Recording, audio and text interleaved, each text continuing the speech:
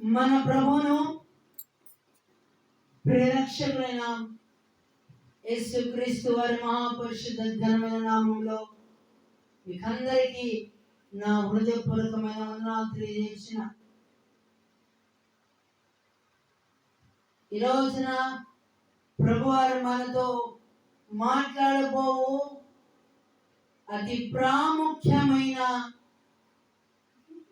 మాట, ప్రాముఖ్యమైన విషయము.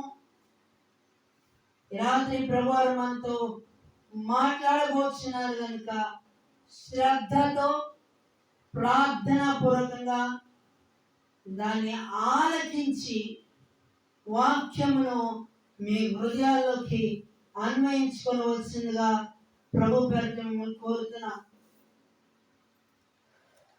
మన పరిశుద్ధ గ్రంథం నుండి యాకోబు రాసిన పత్రిక 3వ అధ్యాయము 5వ వచనం నుండి మనం ధ్యానించుకోబోతున్నాం. వాక్యమును మీ జీవితంలో అన్వయించుకోవడానికి సిద్ధంగా ఉండండి. యాకోబు రాసిన పత్రిక 3వ అధ్యాయము 5వ వచనము నుండి ఒక్కొక్క వచనాన్ని మనము చాలా క్షుణ్ణంగా ధ్యానించుకుందాం.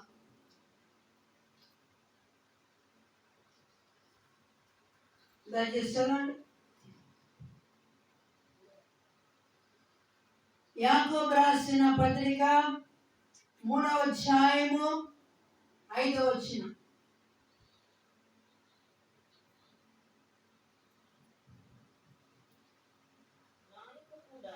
నాలుక కూడా చిన్న అవయవమైనను బహుగా అదిరిపడును.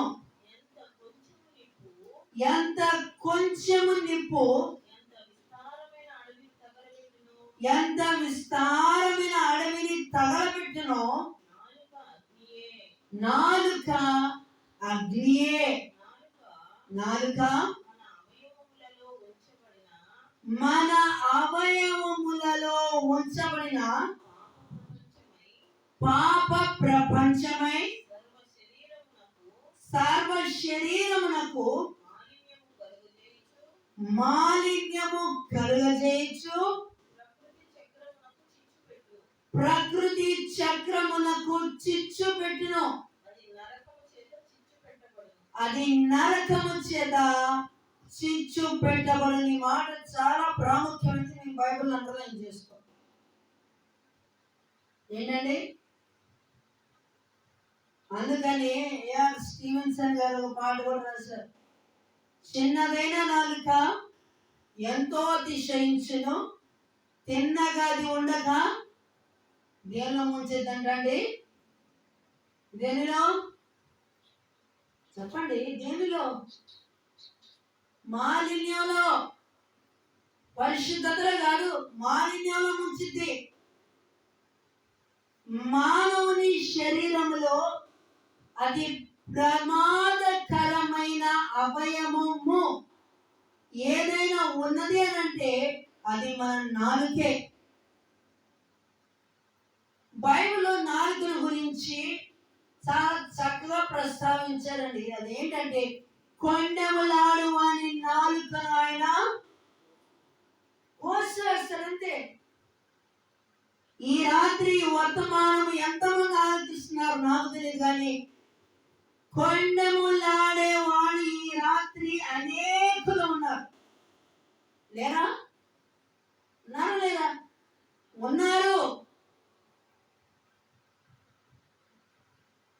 కొండెములాడే వాడు ఈ రాత్రి వర్తమానము విందున్న వారిలో అనేకులు ఉన్నారు. 99% కొండెములాడే వాళ్ళు ఉన్నారు. దేవుని ప్రేమ, ఆయన కనికరము, ఆయన జాలి, ఆయన కరుణ కటాక్షం ఉన్నది కనుకనే ఈనాడు మానవుడు దేవుడు ఏం చేస్తాడన్న అలుస్తుతనం. దేవుడు చూడట్లేదు కదా. మనం ఎంత చేసినా అన్ని ఎంత చేసినా మన ఇష్టం వచ్చిన మనం బతికినా మన నోటికి ఇష్టం వచ్చిన మాట్లాడినా అన్యాయంగా మాట్లాడినా అన్యాయంగా నోటికి ఇష్టం బూతులు తిట్టినా ఎదుటి వాళ్ళ మనసును గాయపెట్టినా ఇవన్నీ చెల్లిపోతాయే అని అనుకుంటున్నారు. కుదరదు. ఒకానొక దినం రాబోతుంది, నీ నాలుకతో మాట్లాడిన ప్రతి మాటకు రేపు దేవుని న్యాయపీఠం ఎదుట నీవు దేవుని ఎదుట నిలబడి నీ విషయం నువ్వు లెక్కప్ప చెప్పవలసినది.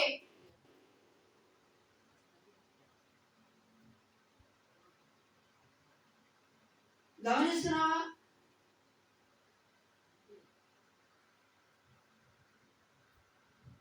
ఇది ఏ కాలం అండి? ఏ కాలం? కృపాకాలం. ఏ దినాల్లో ఉన్నాం? అంచె దినాల్లో ఉన్నాం. ఈ కృపాకాలము గడిచిపోక మునుపే.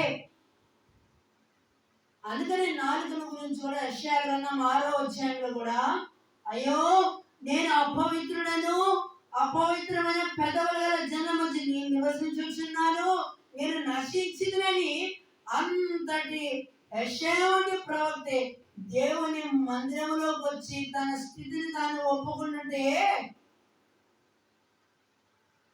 ఈ రోజున అయ్యో నా మాటలే కదా ఎదుటి వాడి మనసును గాయపడుతున్నాను, నా మాటలే కదా ఎదుటి వాడితో సమాధాన పడకుండా నేను నా హృదయాన్ని దినదినము నేను కఠినపరుచుకుంటున్నాను, నా మాటలే కదా ఎదుటి వాడు ఇంకోసారి నాతో వచ్చి పలకరించడానికి కూడా అవకాశం లేని విధంగా నేను చేసుకుంటున్నాను.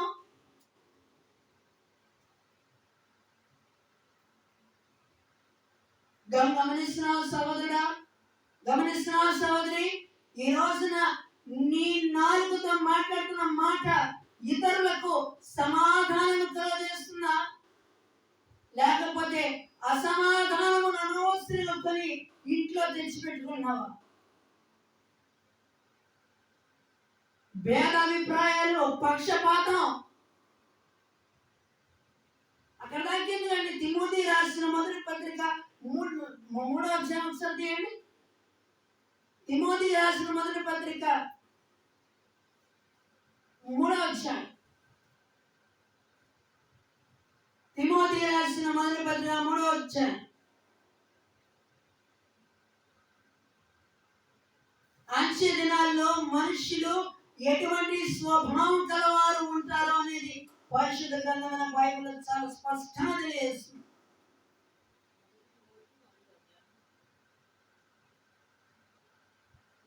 అంచె దినములలో అపాయకరమైన కాలములు వచ్చినని తెలుసుకొనుము.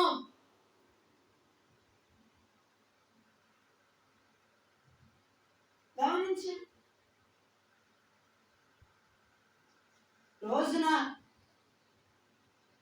మానవుడు తన నాలుకతో ఇతరుల మనసును గాయపడుతున్నాడు, తన మనస్సాక్షిని చంపుకుంటున్నాడు.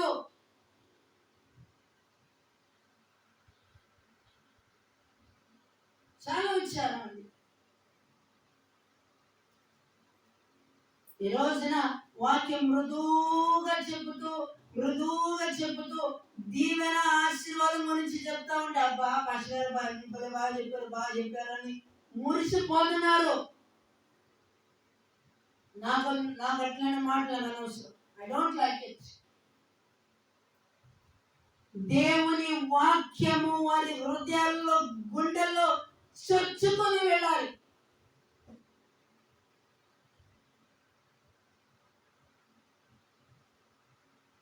నీవు సామాన్యుడు అయినా, ధనవంతుడు అయినా, కోటేశ్వరుడు అయినా, ఎటువంటి వాడైనా సరే నాకు అనవసరం. మనము దేవుని దృష్టిలో మనము సరిగ్గా ఉన్నామా? మన మాటలు దేవుని దృష్టికి అంగీకారంగా ఉన్నాయా? నా నోటి మాటలు, నా హృదయ ధ్యానములు నీ దృష్టికి అంగీకారములుగా కానీ అని అని పలికిన దావీదు మహారాజు వలె ఈ రోజున మన జీవితాల్లో మనం ఆ మాట అనగలమా? మనం ఆ మాట అనగలమండి? అనలేము. నోరు అపవిత్రతతో నిండిపోయింది, నాలుక విషముతో నిండిపోయింది. మన మనస్సుకు నచ్చిన వాళ్ళని మాత్రం దీవిస్తాం. వాళ్ళకి ఏమాత్రం నొప్పి కలిగించినా వాళ్ళ నోటికి ఇష్టం అర్థం కూడా చెప్పిస్తున్నారు. అయితే నా వైపు నుంచి ఒక చిన్న సలహా, మిమ్మల్ని కనుక ఎవరైనా శపిస్తే వారితో ఒకే ఒక మాటనండి, నీ శపితమైన మాటలు నాకు తీవ్రంగా మారును గాక. ఆమేన్, హల్లెలూయా. వారి శపితమైన మాటలు మనకు దీవెనగా మార్చే దేవుని వైపు చూసినప్పుడు మనం ఎవరిని పట్టుకున్నాం? జీవం గల దేవుని పట్టుకున్నాం. వాళ్ళు అట్లా మాట్లాడిన, వాళ్ళు అట్లా మాట్లాడిన, మనం అట్లా మాట్లాడినప్పుడు ఇక వాళ్ళకి మనకి తేడా ఏముందండి?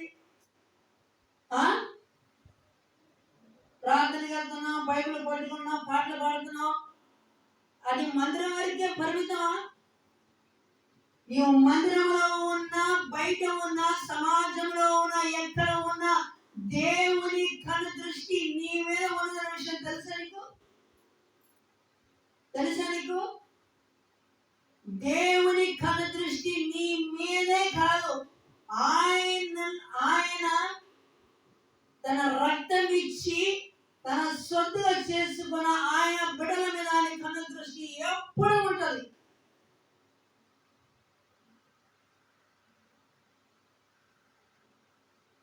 ఈ రోజున కొండమనాడు వారి నాలుకలను దేవుని ప్రేమ స్వార్థను ప్రకటించే నాలుకలుగా దేవుని మార్చును గాక.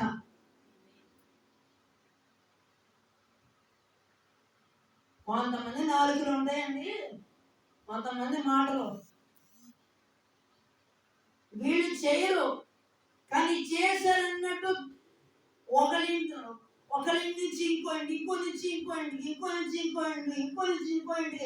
అట్లా పుకారు పుట్టించుకుంటూ వెళ్తారు. కానీ ఇక్కడ విషయం ఒకటి, ఇక్కడ లేనిది ఒకటి, లేని వార్తను పుట్టించకూడదని బైబిల్ హెచ్చరించి చెప్తాం, హెచ్చరిస్తుంది, ఖండిస్తుంది. ఈ రాత్రి ఎవరు ఎటువంటి నాలుకలతో కలిగి ఉన్నారు కానీ ప్రతి విషముతో నింపబడిన నాలుకలను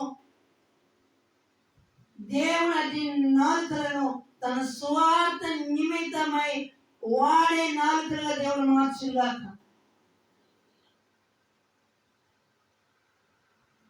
ఈ రోజున మన నాలుకలతో మనం దీవిస్తున్నామా లేదా శపిస్తున్నామా? సహజంగా మనిషి బాధ వచ్చినప్పుడు తిడతాం, కానీ అది దేవుని దృష్టికి అది ఎంత మాత్రము తగదు. నీ నోట భూతులను సరస్వక్తులు తగదు అని దేవుని వాక్యం ఎంత స్పష్టంగా తెలియజేస్తుంటే, కొద్దిగైనా హృదయంలో దేవుని వాక్యం కార్యం జరగదా? అంత బండబారిపోయింది నీ హృదయం, అంత బండబారిపోయిందా? దేవుని వాక్యం విలువ అది ఇప్పుడు తెలియదు, రేపు రాబోయే అంత్య దినాల్లో వాక్యము కరువయ్యే రోజును ఒకనొక రోజు రాబోతుంది. స్వచ్ఛమైన వాక్యం ఎక్కడ దొరుకుతా అని పొరలేని రోజును ఒకనొక రోజు రాబోతుంది. దేవుని ప్రేమ నీకు తెలీదా? ఆయన ఎట్లాంటి వాడు నీకు తెలీదా? ఆయన ఎవరైనా క్షమించని నీకు తెలీదా? ఆయన ఎవరికొరకు రక్తం కాల్చారని తెలీదా? మందిరాలకు వెళ్ళి పాటలు పాడి వాక్యం వినేవాళ్ళు అదే అరే కనిపించే మనుషులతో సమాధాన పడరా నాయన. ఆయన అని బైబిల్ చెప్తుంటే సమాధాన పరిచేవారు ధన్యులు వారు దేవుని కుమారులను కొడుతురు. ఈ రోజు ఒక్క నిమిషం ఆలోచించండి, ఎంతమంది ప్రార్థన చేస్తున్నారో వారి మనస్సాక్షి వారి గుణంగా చేసుకున్నప్పటి ఈ రోజున నా వలన ఒక్కడి ఇంట్లో అసమాధానమును నేను వారి గృహంలో ఎవరి గృహంలో అయితే అసమాధానం ఉందో వారి సమాధాన పరిచయం వారి గుణంగా చేసుకున్నప్పటి భయంకరమైన నాలుకలు కలిగి ఉన్నారు.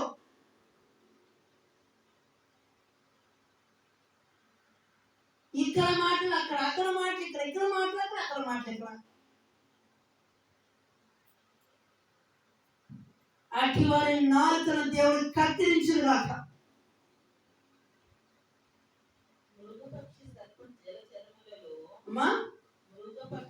మృగపక్షి సర్ప జల చరములలో ప్రతి జాతియు నరజాతి చేత సాధు కాజాలను సాధు ఆయన కానీ ఏ నరుడును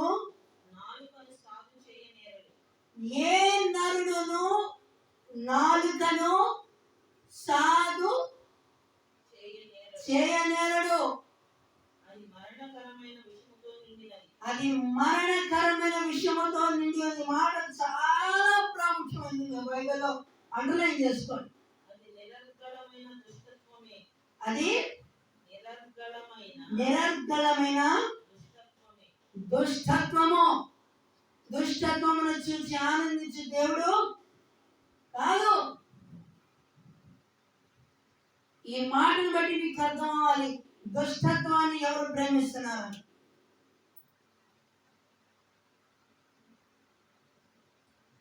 ఎవరి గుండెల్లో దేవుని భయం ఉండదో దుష్టత్వాన్ని అసహించుకుంటారు. ఎవరి గుండెల్లో దేవుని భయం ఉండదో దుష్టత్వానికి స్నేహితుడు. నా ప్రియమైన సోదరులారా గమనించండి, ఈ రాత్రి మీ నాలుకలను సాధుపరుచుకోవాలంటే దేవుని సహాయము లేకుండా మీ నాలుకలు మీరు సాధుపరచుకొనలేరు. రోజున ఎంతమంది నాలుకలండి, ఎంతమంది చెప్పాలంటే చాలా సిగ్గుచేటు. రోజున ప్రార్థనకి వెళ్ళే వాళ్ళు కూడా నోటి నుండి వచ్చే మాటలు ఎంత భయంకరంగా ఉంటున్నాయి, ఎంత భయంకరంగా ఉండేయండి. అటు వారి నాలుకలను దేవుడు సాధుపరిచిందా.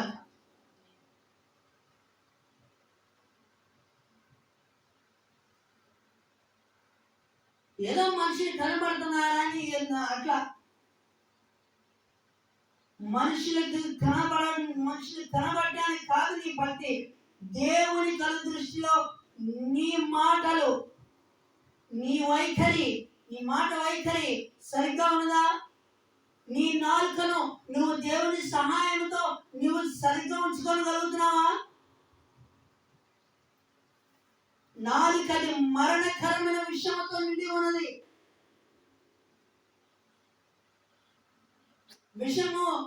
విషం ఎట్లా ఉంటుందండి? అది తీయగా బాగుంటుందా? విషయాన్ని ఎవరైనా ఇష్టపడతారండి? ఎవరైనా ఇష్టపడతారా?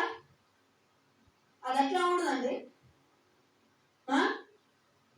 బెల్లం పాకంలాగా తీయగా ఉంటుందా? అసలు దాని జోలికి ఎవరైనా అంటారా?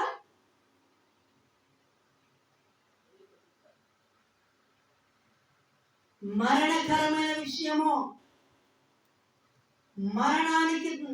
మరణానికి దారి తీసే విషయం జోలికి వెళ్ళడానికే భయపడుతున్నావే. ఈ రోజున నీ నాలుగు పరిస్థితి కూడా అట్లాగే ఉంది. ఎక్స్పైరీ అయిన మందులు తీసి ఇంట్లో నుంచి బయటపడేస్తున్నది.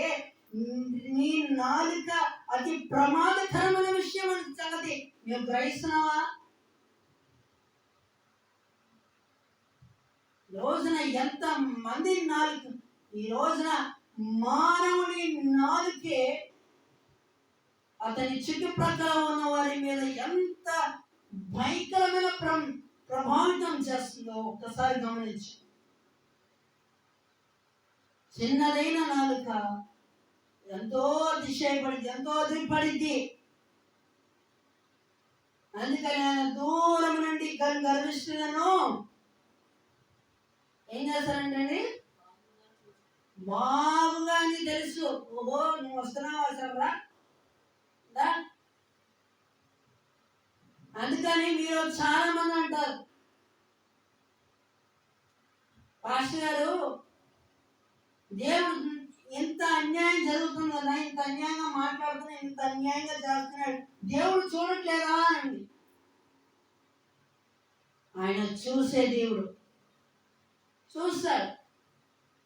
చూసి చూసి చూసి చూసి ఏం చేస్తాడు తెలుసా? ఆ మనిషి యొక్క భాగవతాన్ని దేవుడు ఆ మనిషి కళ్ళ ముందే పెట్టేంత వరకు ఆయన దీర్ఘశాంతం కలిగి ఉంటాడు. ఒకానొక రోజు వస్తుంది, ఆ అదిరిపడిన వ్యక్తి ఆయన దగ్గరికి వెళ్ళిన తర్వాత, ఇదిగో నాయన నువ్వు భూలోకంలో నువ్వు ఏం చేస్తావు చూడండి చూపించినప్పుడు కాళ్ళ కింద భూకంపం వచ్చినంత పని. అప్పుడు ఏం ప్రయోజనం లేదు. మనుషుల కళ్ళ ముందు నువ్వు తప్పించుకోవచ్చు, కానీ దేవుని కళ్ళ దృష్టిలో నువ్వు తప్పించుకోగలుగుతావా? Can you escape from the sight of the lord? దేవుని కళ్ళ దృష్టిలో నువ్వు తప్పించుకోగలవా? తప్పించుకోవడానికి ఉండదు. ఈ శరీరము మట్టిలో కలిసిపోద్ది. ఈ ఆత్మ అనుగ్రహించిన దేవునితో చేరుతుంది. అప్పుడు తప్పించుకోలేవు.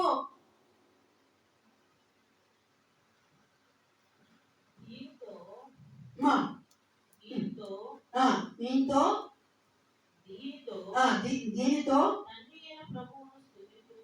తండ్రి అయిన ప్రభువును స్తుతింతును.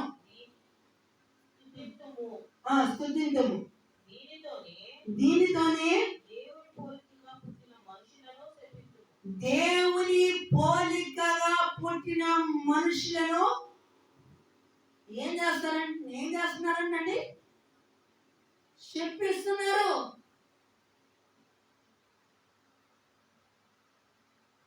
ఎంత భయంకరం అండి, ఎంత భయంకరం. నన్ను ఘనపరిచి వారిని నేను ఘనపరుస్తానని దేవుని వాక్యంలో రాయబడలేదా? ఈ రోజున నీ నాలుకతో నువ్వు దేవుని ఘనపరుస్తున్నావా, లేకపోతే నీ కనుల ముందు కనబడుతున్న మనుషులను శపిస్తున్నావా? ఇందాక చెప్పాను కదా, ఈ రోజు నుంచి మీ విషయమై ఎవరైనా శపిస్తే వారి శాపములు మీ శాపనార్థములు నాకు దీవెన మారును గాక అని చెప్పండి. ఇంకోసారి జీవితంలో నా నాలుకతో శపితమైన మాటలు వస్తున్నాయండి? ఇంకోసారి జీవితంలో శపితమైన మాటలు వస్తాయా? చెప్పండి, మిమ్మల్ని అడిగేది. ఇంకోసారి వస్తుందా? రాదు, రాకూడదు కూడా.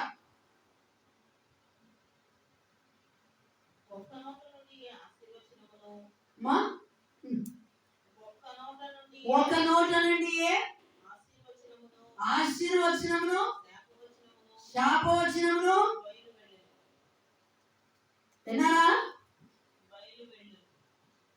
ఒక నోటి నుండి ఆశీర్వాద వచనము అంటే దీవెన మాట, శపితమైన మాట బయలుదేరుతున్న నోటి నుండి.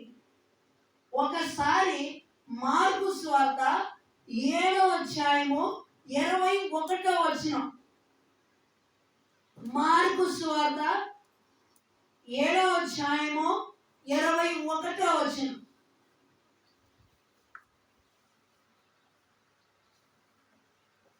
దయచేసి ఒకసారి చదవండి.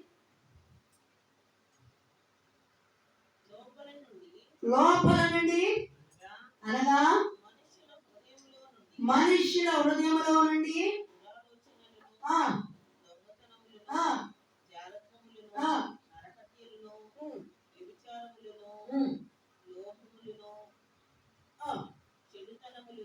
చెడుతనమును, కృత్రిమమును, కామవికారమును, మత్సరమును, దేవదూషణయు, అహంభావమును, అవివేకమును వచ్చును. ఈ చెడ్డవన్నీ లోపల నుండి బయలువెళ్ళి మనుష్యుని అపవిత్రపరుస్తుంది. అర్థమైందండి? అందుకని దేవుణ్ణి ఆత్మ సంబంధమైన ఆత్మ ఫలాలతో నింపుకోవలసిన ఈనాడు మానవుడు దేంతో నింపుకున్నాడు? శరీర కార్యములతో నింపుకున్నాడు. నువ్వు నా సొత్తు అని దేవుడు ఇంత చక్కగా వాగ్దానం ఇస్తే నాడు మానవుడు దేవుని మార్గం చెరిపేసుకున్నాడు, తన సొంత మార్గం నడుస్తున్నాడు. నాకు కూడా అర్థం కాదండి. మనిషి తన ఇష్టం వచ్చిన నడిచి దేవుడు నాకు అన్యాయం చేశానంటే బుద్ధి లేకుండా మాట్లాడతారు. వారి మనసుకు నచ్చినట్టు నడిచి తిని తాగి కింద మీద పడి శరీరం మీద ఆలయాన్ని పొడి చేసుకొని దేవుడు నాకు అన్యాయం చేశాడు బులోమని ఏడుస్తున్నారు. ఇది బుద్ధిహీనత కాదా? ఎవడైనాను ఈ ఆలయంలో పాడు చేస్తున్నాడుగా, నేను వారిని పాడు చేస్తానని దేవుడు వాక్యం ద్వారా హెచ్చరించట్లేదా? రాత్రి అనేక మంది జీవితాలు దేవునిలో వర్ధిల్లబడకపోవడానికి గల ముఖ్యమైన కారణం ఏంటంటే కొండెములాడుతున్నారు.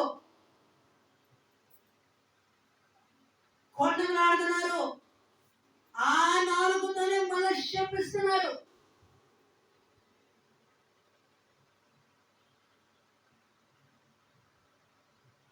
ఏ నాలుగుతో అయితే మనుషులు దీవిస్తున్నారో అదే నాలుగుతో శపిస్తున్నావు అంటే మీలో దేవుని భయం ఉందా లేదండి? ఒక నోట నుండి ఆశీర్వచనమును శాపవచనమును బయలువెళ్తుందంట. నా సహోదరులారా, ఇలా ఉండకూడదు. ద్విమనస్కులంటారు వీళ్ళని. ఒక వైపున వాళ్ళని దీవిస్తూ ఇంకో వైపున శపిస్తున్నామంటే నీ హృదయంలో దేవుని భయము పూర్తిగా లేదు. మనుషులను కలపరచడానికి నువ్వు ఇతరులను దీవిస్తున్నావు, వారి పక్కగలగానే వారి వెంట నువ్వు శపిస్తున్నావు. అటువంటి వారి నాలుకలను దేవుడు త్వరలో కత్తిరించుగాక. నా ప్రేమల సోదరులారా గమనించండి, ఈ రోజున నీ నాలుకతో నువ్వు దేవుని ఆరాధిస్తున్నావా, ఘనపరుస్తున్నావా? అందుకని దైవజనులు యేసయ్య గారు ఒక మాట అంటారు, నీ నోట శపితమైన మాటలు ఉండకూడదు అని ఎంత ఖండితంగా చెప్పారంటే ఆ మాటలు అర్థం ఎప్పుడు నీ నోట కృతజ్ఞత వచ్చిన దీవెనతో ఆశీర్వాదమైన మాట నీ నోట ఎల్లప్పుడూ ఉండాలని దైవజనులు అన్నమాట. నా ప్రేమన సోదరులారా, రాత్రి ఎంతమంది వర్తమానం వింటారో నాకు తెలియదు, కానీ మీ నాలుకలను పరిశుద్ధపరచుకోండి. మీ నాలుకలు, మీ నోటి నిండా ప్రభువును స్తుతించండి. అప్పుడు దేవుని సన్నిధి మీ గృహంలో ఎప్పుడు సదాకాలము మీకు ఉండదు. కనుక మన నాలుకలను దేవుని సహాయంతో మనం సాగుపరుచుకున్నాం. మన పొరుగువారిని దీవెన మాటతో, ఇతరులను ఆశీర్వాదమైన మాటతో మన నోటిని దేవుని నింపును గాక. ఆమేన్. దయచేసి తల వంచండి, ప్రార్థన చేసుకుందాం. ప్రేమగల మా తండ్రి, ప్రభువాని స్తోత్రం చెల్లించుకుంటున్న ఈ రాత్రి ఎంతమంది వర్తమానం ఆలకించారో అట్టి వారి నాలుకలను పరిశుద్ధపరచు, పవిత్రపరచు. మీ స్వార్థ నిమిత్తమై ప్రకటించే నాలుకలను మార్చమని సందులో విజ్ఞాపన చేయించిన అట్టి వారి నాలుకలను మీ అగ్నితో కాల్చి మీ స్వార్థ నిమిత్తమై ప్రకటించే నాలుకలుగా మార్చమని, వినవర్తమానం అనేక హృదయాలను ముద్రించమని క్రీస్తునామం ప్రార్థించి వేడుకొని అడుగుచున్నాం తండ్రి. ఆమేన్.